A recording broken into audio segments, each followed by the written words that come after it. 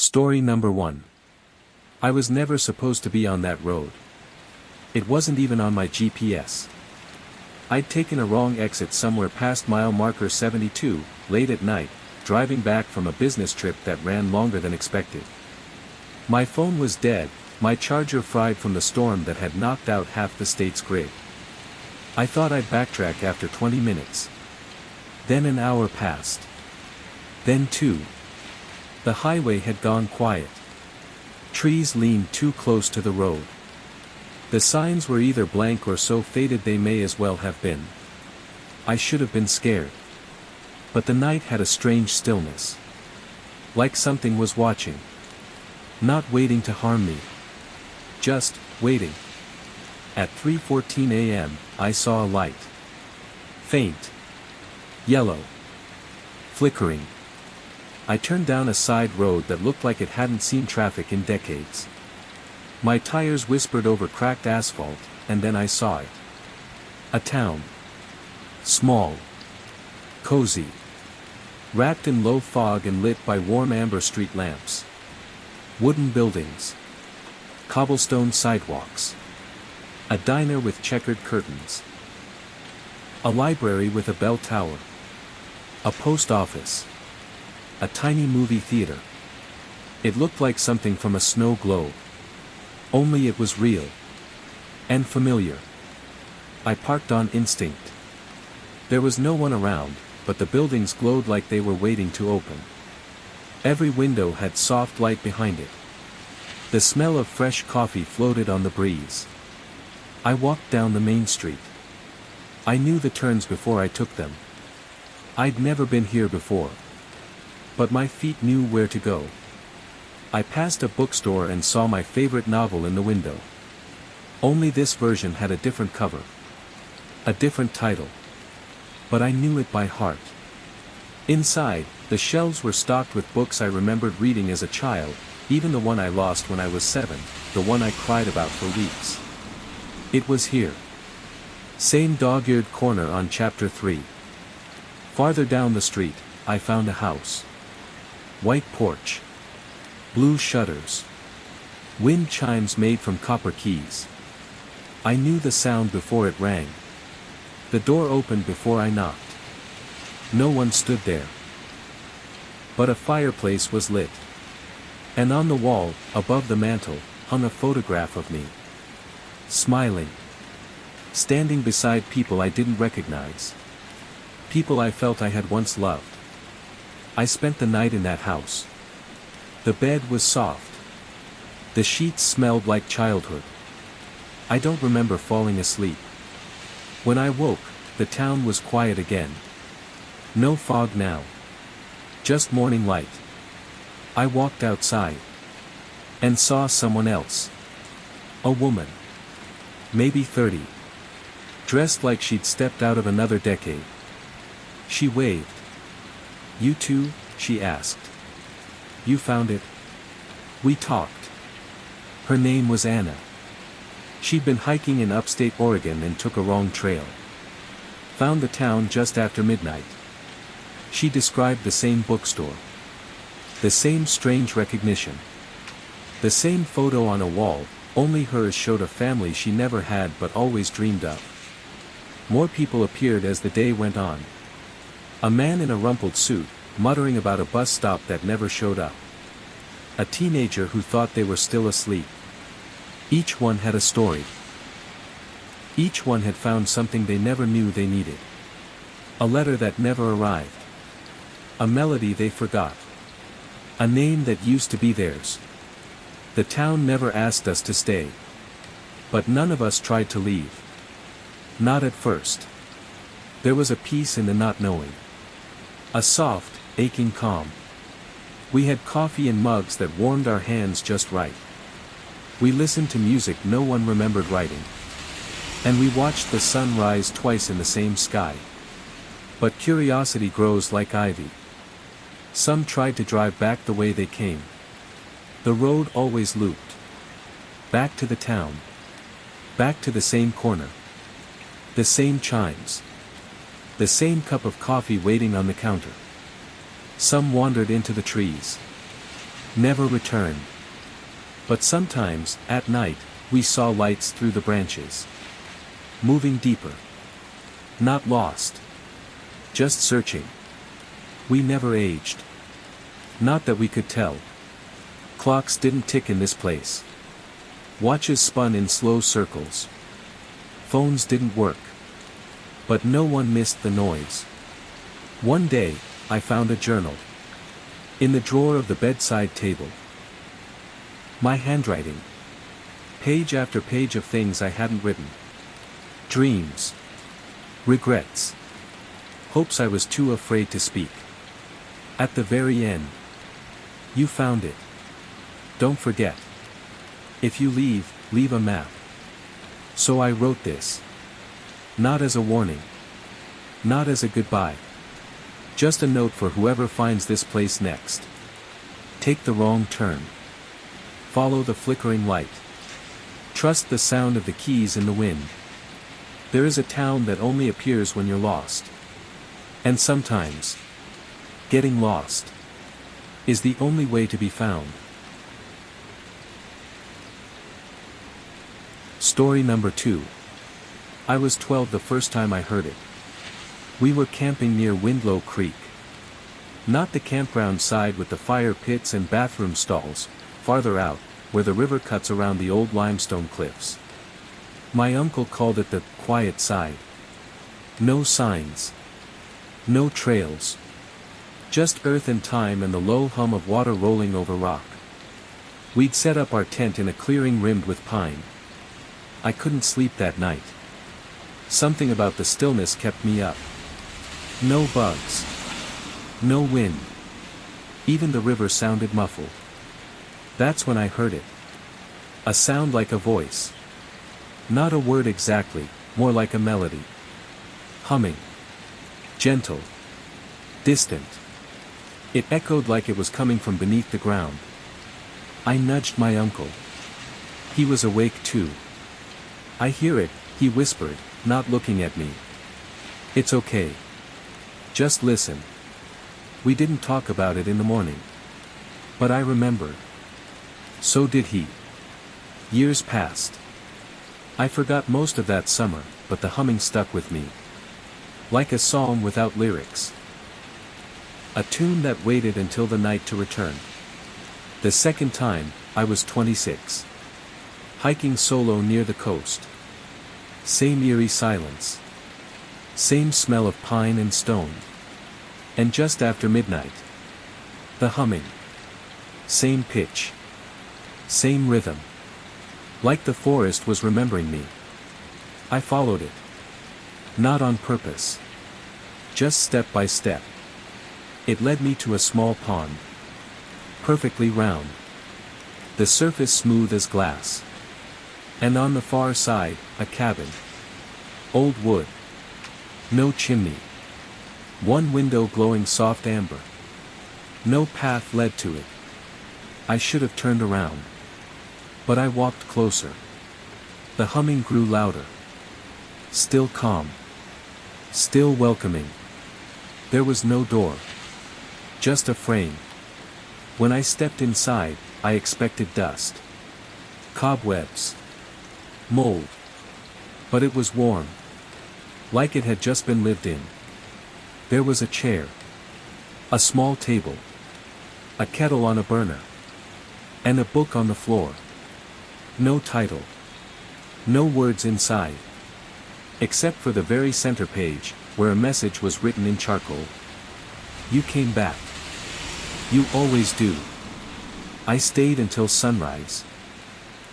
When I stepped outside, the cabin was gone.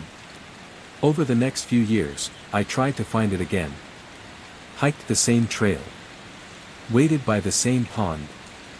Nothing. No humming. No light. No cabin. But I started noticing something else.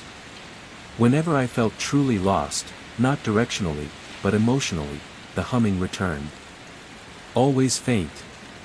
Always nearby. Like a signal. Like an answer. I kept a journal. Documented every instance. October 13th, after Mom's funeral. Heard it near the Elm Grove. February 3rd, after I quit my job. In the alley behind the bakery. July 9th, the day I turned down the proposal. By the railroad tracks. Each time, it was there. Never intrusive. Just present. A reminder. That something was still waiting. I started calling it the chorus. Others heard it too, I learned. Rarely. Quietly. Some in dreams. Some in old places. Some on days they nearly gave up. One man said he heard it during a thunderstorm and followed it into a house that wasn't his. Where a woman sat knitting, saying nothing, but nodding at him like he'd returned from war. A girl from my hometown claimed it sang to her on the day her parents split up. Said it told her to pack a bag and wait by the river. An hour later, her grandmother found her, safe, calm, dry, miles from the flood zone that washed through town. There were dozens of stories. Whispers of the same sound. One night, I dreamed of the cabin. Only this time, I was inside looking out. And someone was approaching. Not me. Someone else. A boy. Maybe 10. He looked scared. But when he heard the humming, he smiled. And I understood something. It wasn't calling me. It was passing through me. Like I had become a note in the song. That changed everything. I stopped chasing the sound. I let it find me. When it came, I listened. I wrote. I remembered. I met others who had heard it. Some only once. Some throughout their lives. We called ourselves the Quiet. Not a cult. Not a religion. Just a network of people who knew what it meant to feel utterly alone, then suddenly, impossibly, accompanied. One man swore he recorded it. Brought a reel-to-reel into the mountains. Played the tape back for us. Static. Wind. Silence. But in the silence, something low. A vibration. Not a hum, exactly. A pulse. It made us all cry. None of us knew why. Now I carry a notebook. Every time I hear it, I stop. Even if I'm in a city. Even if I'm in traffic. Even if I'm in the middle of a conversation. I stop. I listen. And it always leaves me with something. Not a message. More like a memory I haven't lived yet. A kindness I haven't given. A moment I'll one day need. I haven't seen the cabin again. But I don't think I need to. The sound is enough. The song is still being written. And now I know. The chorus isn't just something we hear. It's something we become. When the world forgets you. When the map runs out. When the silence closes in. Listen. Not for words. But for the soft hum beneath everything. It's there. It's always been there. And if you follow it, you'll never be alone again.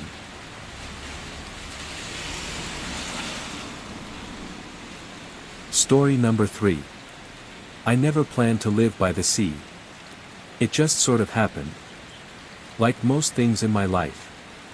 There was a small village, so small it didn't appear on maps. Tucked between cliffs and fog, it didn't have a name so much as a feeling. The locals called it the Edge. Not as in the end of the world, but as in a place that leaned away from it. Somewhere that always felt halfway between being here, and slipping quietly somewhere else. I found it by accident. Driving along the coast after a funeral I hadn't wanted to attend, I took a turn that wasn't on the highway and followed a road that shouldn't have existed. The pavement ended. Then the gravel thinned. Then the mist rolled in. And suddenly, there it was. A single street. Weathered homes. Boats resting on dry land. And that smell, salt, pine, and something older, like stones left underwater too long. I rented a room above the village shop. The landlady didn't ask questions. Just handed me a brass key and said, "Don't mind the fog. It comes and goes." I stayed. And that was the beginning. The sea here doesn't move like it does anywhere else. It isn't violent. It isn't calm. It just pulses, like breathing. Like it's waiting for something. Like it remembers. The villagers don't talk much. But when they do, they speak of the ocean like it's an old friend. Or maybe an old god. Not worshipped, not feared. Just known. Some say it's deeper here. Not just in miles. In time. That what's lost elsewhere ends up in these waters. Old memories. Forgotten dreams. Songs that were never recorded. Ships that vanished without a trace. The edge collects them. And sometimes, it offers them back. There's a lighthouse, of course. No one tends it. It lights itself. No pattern. No schedule. Just, when needed. Once, during a storm, I saw a beam stretch from the tower to a point in the clouds where the lightning froze. Just for a moment. As if the sky were remembering how it looked before storms were invented. I began to walk the beach each morning. It was always empty. But not deserted. You could feel the presence of something watching kindly from the mist. Every few days, I'd find something odd washed up in the sand. A wooden toy I recognized from childhood, though mine had been lost in a fire. A photograph of two people I didn't know, until I realized it was my parents, before I was born. A journal, leather-bound, filled with entries in my handwriting, describing dreams I hadn't had yet. Always at sunrise. Always silent. I showed the villagers once. They didn't act surprised. Just nodded. One man said, "The sea keeps what we forget. Sometimes it sends things back." Another said, "It remembers all the versions of you. Even the ones that never lived." Over time, I began to feel less like a visitor. More like something the edge had called home. I stopped checking the date. The shop never changed its displays. Time didn't freeze, exactly, it just folded in gentle loops. Some mornings felt like echoes. Others like premonitions. Once, I stepped out of my room and saw myself walking away from the beach. He turned, smiled, and disappeared into the fog. I felt no fear. Only understanding. Then came the boats. Not every day. Not even every week. But now and then, a boat would drift into the bay. No crew. No sails. Just drifting. Carved into the side, names. Always one word. Sometimes a feeling. Solace. Memory. Return. Sometimes a name I hadn't heard in years. One day, my own. I didn't board it. Not then. But I sat by it until sunset. Inside was a book. The same leather cover. New pages. Descriptions of days I hadn't lived yet. People I would meet. Words I hadn't spoken. At the end, a note. You are not lost. You are in between. This place is where between becomes real. Visitors came sometimes. Rare. But they always arrived by mistake. Looking for something. Not always knowing what. They stayed in the guest rooms. Woke late. Walked the cliffs. Heard music from the fog. And always, they dreamed vividly. Not nightmares. Not visions. Just deep, slow dreams of being remembered. One man stayed 3 nights. Said he hadn't slept in years. On his final day, he handed me a letter. It was addressed to his younger self. He asked me to bury it in the sand at low tide. I did. The next morning, it was gone. But in its place, a seashell shaped like a locket. Inside, a photo of a boy smiling beside a bike. Same man. Same smile. Only he said he'd never owned a bike. Until now, he remembered every ride. Not everyone stays. Some leave. But only when the sea calls them. Their boats drift in. No one sees them depart. But we feel it. Like the tide going out. Like a quiet farewell. They always leave something behind. A note. A tune. A word they made up just for the feeling of being here. I've written this story a dozen times. Always different. Always the same. Because this place is not fixed. It shifts with memory. It reflects need. It offers shelter not from the world, but from forgetting what the world meant to you. That's why the sea breathes. That's why the mist returns. That's why the lighthouse waits. You can't come here by map. You can't look for it on purpose. But if you're wandering, not running, just wondering, the edge might find you. And if it does, you'll remember what it means to belong to a place that doesn't need a name. Only a feeling. A soft tide. A breath of fog. And a boat. Waiting. With your name carved gently into the wood.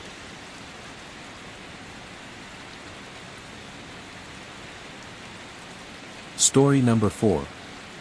I first found the station on a Tuesday morning. Not a train station. Not anymore. Just a skeletal structure of what used to be, timber worn soft, signs with no lettering, rusted tracks running off into tall grass. It wasn't on any map. I had been walking a long time. Not for exercise.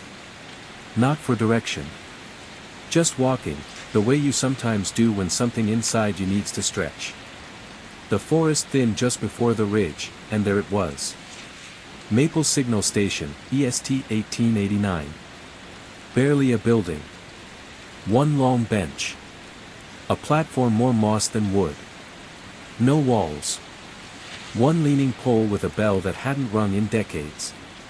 But I recognized it. Not because I'd been there. Because I had dreamed of it. Many times. In the dream, the station is empty. Fog curls through the beams. There is always a bench. And I'm always waiting. For what, I never know. The dream ends the same way, a light down the tracks, a sound in the distance, a pull in my chest. Then I wake. And here it was. Exactly as I had seen it. I sat. The morning was quiet. Not silent.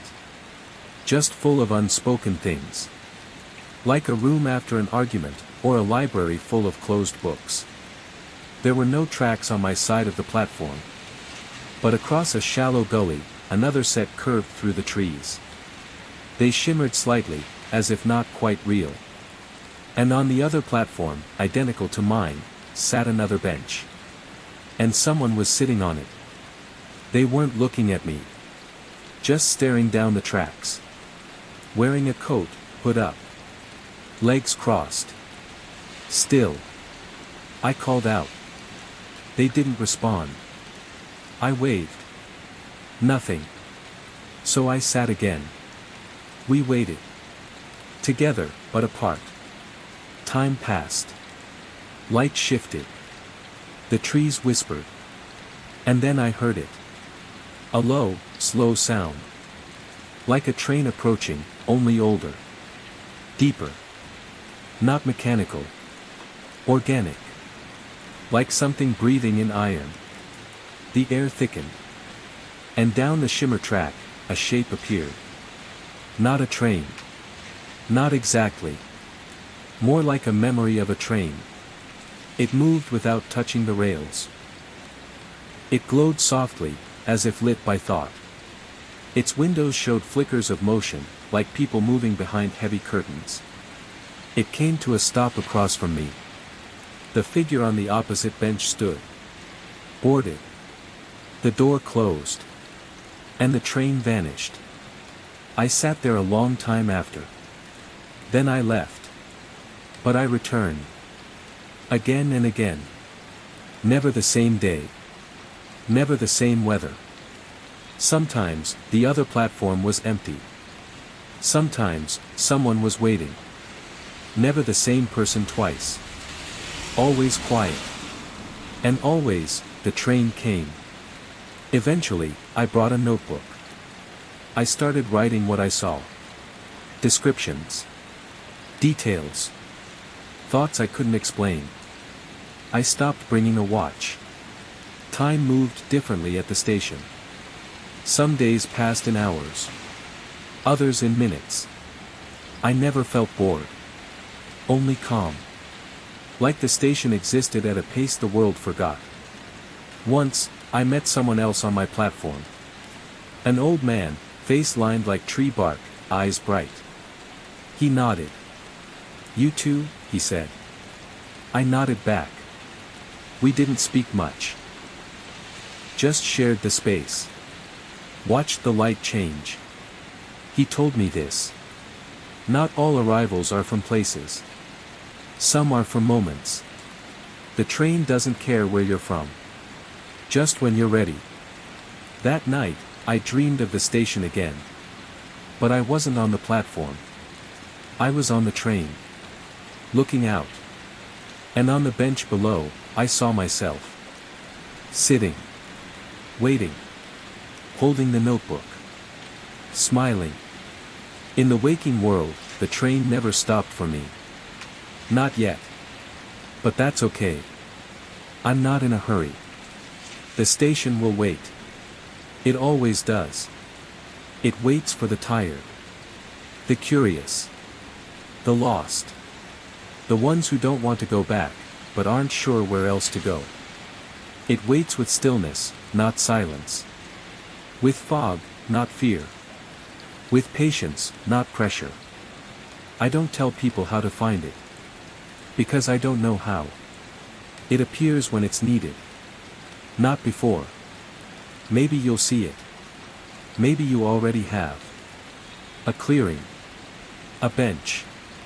A shimmer of tracks that weren't there the day before. You'll sit. You'll wait. And maybe you'll board. Or maybe you'll just watch. And either way, you'll understand. Because some places don't take you anywhere.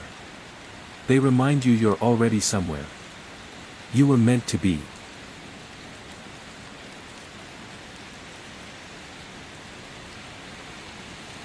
Story number 5. There's a hotel I check into when I'm feeling out of place. It isn't on any booking site. You can't Google it. There's no phone number. But if you really need it, if you're truly between things, it will appear. Usually on a side street. Sometimes tucked between buildings you've passed 1,000 times without noticing. It's always a little different. But the doorman is the same. Tall. Kind eyes. Wears a green hat with no logo. Always smiles like he knows something that might help you. Welcome back, he says. Even if it's your first time. The lobby is dim, but not dark. Like a library at closing time. The wallpaper shifts gently, like it's breathing. The scent of lavender and wood polish fills the air. There's always music playing. Soft. Sometimes a piano. Sometimes a phonograph crackle. Once, it was the sound of waves, though we were nowhere near the sea. You never ask for a room. The front desk simply hands you a key. And somehow, it's already got your name on it. Each room is different. One time, mine had red velvet curtains and a fireplace that crackled even when unlit. Another time, it was a sun-drenched loft filled with old books I thought I'd lost. Once, it was a child's room. My room. Down to the chipped rocket ship nightlight I hadn't seen since age 7. There are no clocks in the hotel. No checkout times. You leave when you're ready. Not a moment before. The guests don't talk much. But they nod. Smile in that knowing way. Once, in the hall, I passed a woman holding a photograph. She wasn't crying, but she'd clearly finished. Another time, a man sat on the stairs holding an old radio. It was playing a voice he said belonged to someone he hadn't forgiven until now. Strangest thing, he said. I thought it was broken. There's a lounge on the 4th floor. Or sometimes the 3rd. No one serves drinks, but there's always a full bar.